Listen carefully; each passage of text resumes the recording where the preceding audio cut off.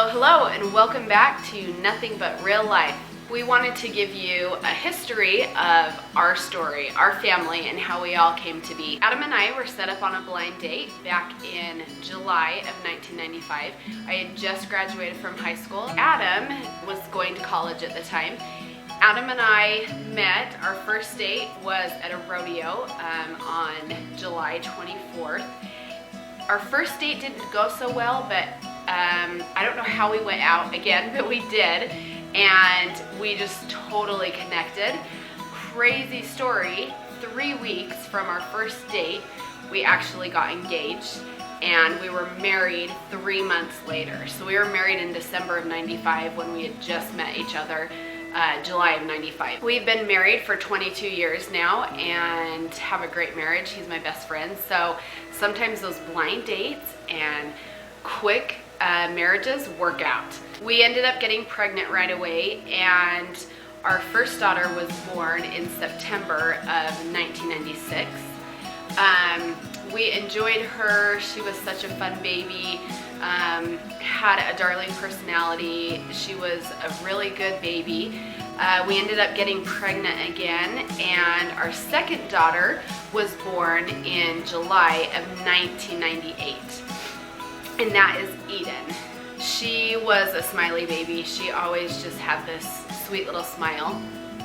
We ended up getting pregnant again pretty quick and ended up having our third daughter in October of 2000. So by this time, 4 years, we ended up having 3 little girls. We decided, since we were having our kids really close together, that we would go ahead and try to continue to have our family and our kids all close together. Me and Adam both wanted a big family. We are religious. We prayed about getting pregnant again and having another baby. This was in August of 2001. So Kyla, our third daughter, she was 9 months old when we were considering getting pregnant again. They would be just under 2 years if we got pregnant right away. We felt very strongly that our family was done, and that was not at all what our plan was. We were hoping to have a big family. I kept having the thought that there's something else that God wanted for me and for my family. These were the children we were blessed with, and that there was something else that God needed us to do. I went through a period of time where I was super sad. I almost had a sense of loss. I felt grief. I was sad knowing that, this was the end of the line for having kids. At that time, I was only 24 years old. Adam was 29. He's 5 years older than me.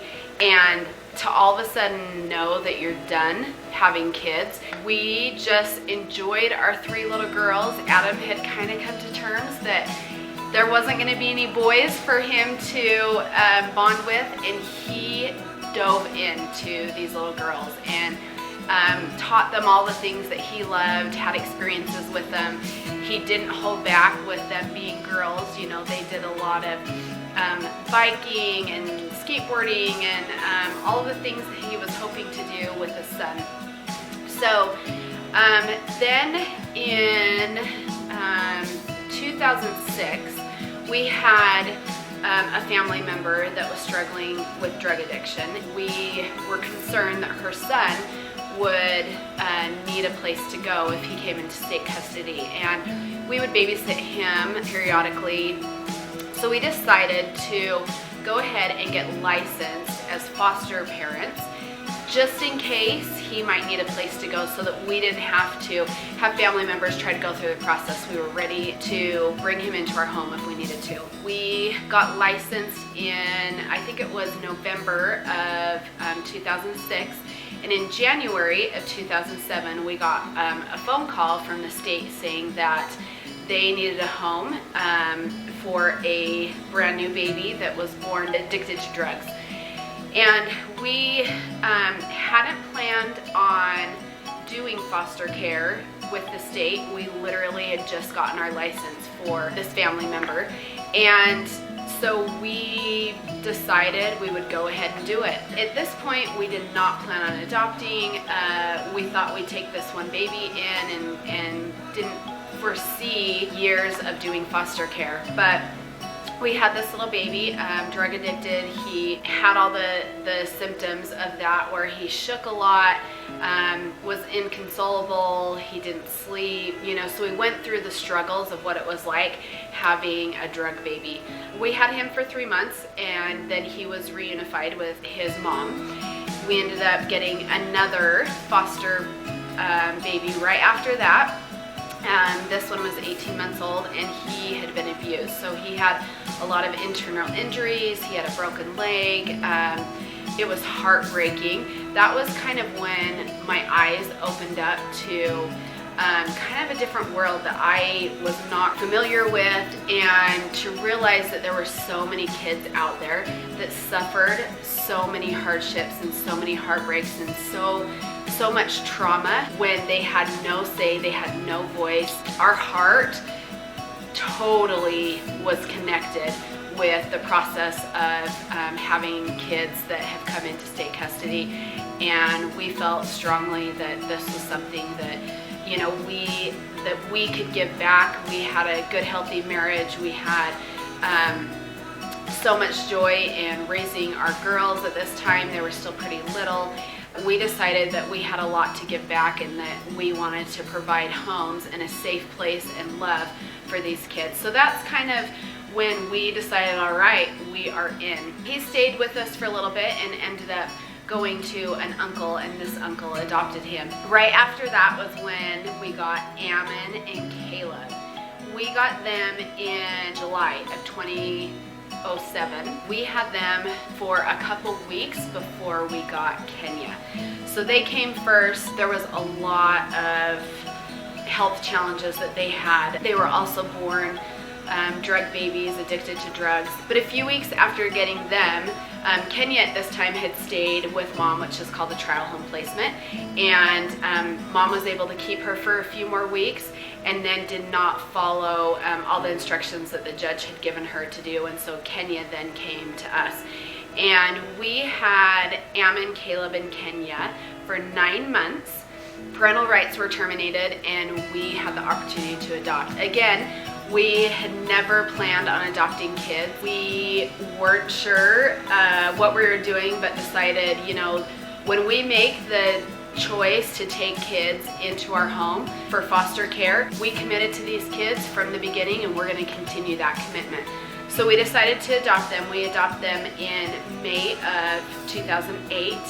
It was an amazing experience to be able to welcome these 3 beautiful children into our family. So we went from 3 kids to 6 kids overnight. We had a huge support system, amazing family, amazing neighbors, amazing friends that just all pitched in and helped us out with these 3 sweet new babies that we added to our family.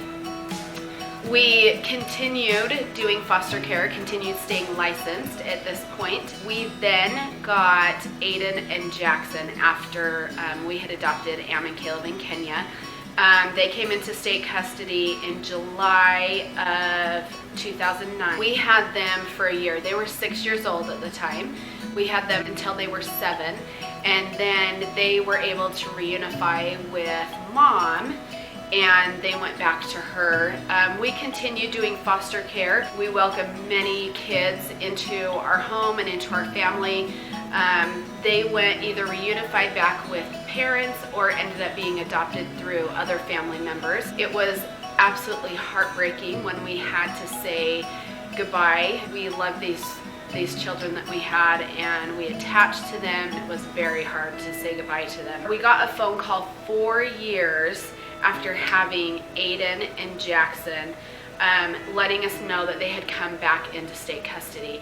I was super shocked when I got that phone call. Through those 4 years, we'd go out to lunch. We would, see them during that time periodically. We had a relationship with them. They came back to us in August of 2013. At this point, the state decided not to reunify because they had already given full services to mom. We ended up adopting Aiden and Jackson in April of 2014, just shy of their 12th birthday. We continue to do foster care during this time and welcome more. We've had a total of 17 placements in our home from when we started in 2007. In November of 2015, we were starting to see some strong concerns in some of our kids. We were seeing mental illnesses, we were seeing a lot of trauma-invoked behaviors that were coming out, and we decided at that point that we were going to stop doing foster care and we were going to strictly pour everything we had into the children that we had that were a part of our family that had come to us and were our forever family now, and really focus on getting them all the help that they need, all of the services that they need, everything that they needed to try to have a happy, successful life. So we discontinued our license at that time and have focused heavily on our children. That is how our 5 adopted kids came about. That brought us to 8 children.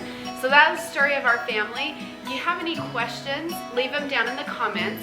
Don't forget to subscribe for more videos to come. Hit that notification bell. And thank you for joining us, and thank you for following our story. We're excited to share our experiences. We've been able to talk to some people that have some of the same experiences that we do. There's power in supporting each other. There's power in being vulnerable to share your experiences, because you realize that you really have more in common with people than the surface shows. So we are very grateful for this experience. We're grateful for you joining us.